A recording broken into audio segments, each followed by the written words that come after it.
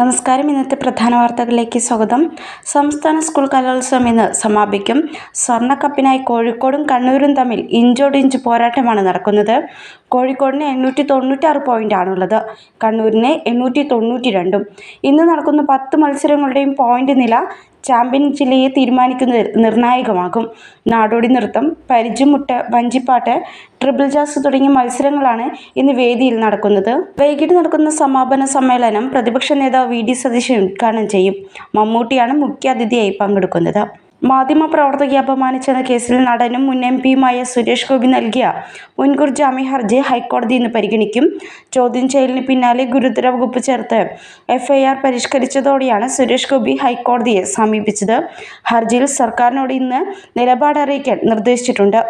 കടമെടുപ്പ് പരിധിയിലെ കടുംവെട്ടടക്കം കേന്ദ്ര നടപടികൾ സാമ്പത്തിക പ്രതിസന്ധി അതിരൂക്ഷമാക്കിയ സംസ്ഥാനത്ത് വികസന പദ്ധതികളുടെ നടത്തിപ്പിലും കടുത്ത പ്രതിസന്ധി. സാമ്പത്തിക വർഷം അവസാനത്തോടടുത്തിട്ടും പദ്ധതി ചെലവ് പകുതി പോലും ആയിട്ടില്ല. വരാനിരിക്കുന്ന സംസ്ഥാന ബജറ്റിൽ 8% കുറവെങ്കിലും പ്ലാനിൽ മാറ്റം വരുത്താനാണ് നിലവിൽ സർക്കാർ നിർദ്ദേശമെന്നാണ് വിവരം. മുഖ്യമന്ത്രിയുടെ ദുരിതാശ്വാസ നിധി വകമാറ്റിയ സംഭവത്തിലെ ലോകായുക്ത ഉത്തരവ് ചോദ്യം ചെയ്ത് RS ശശികുമാർ നൽകിയ ഹർജി ഹൈക്കോടതി ഇന്ന് പരിഗണിക്കും. ചീഫ് ജസ്റ്റിസ് അധ്യക്ഷനായ ഡിവിഷൻ ബെഞ്ചാണ് കേസ് പരിഗണിക്കുന്നത്. ദുരിതാശ്വാസ നിധി വകമാറ്റിയെന്ന ആരോപണത്തിൽ പരാതി നിലനിൽക്കില്ലെന്ന ലോകായുക്ത ഉത്തരവ് നിയമവിരുദ്ധമെന്നാണ് ആരോപണം. ദുരിതാശ്വാസ നിധിയിൽ നിന്ന് മാനദണ്ഡങ്ങൾ ലംഘിച്ച് രാഷ്ട്രീയക്കാർക്ക് പണം നൽകിയെന്നാണ് RS ശശികുമാറിന്റെ പരാതി.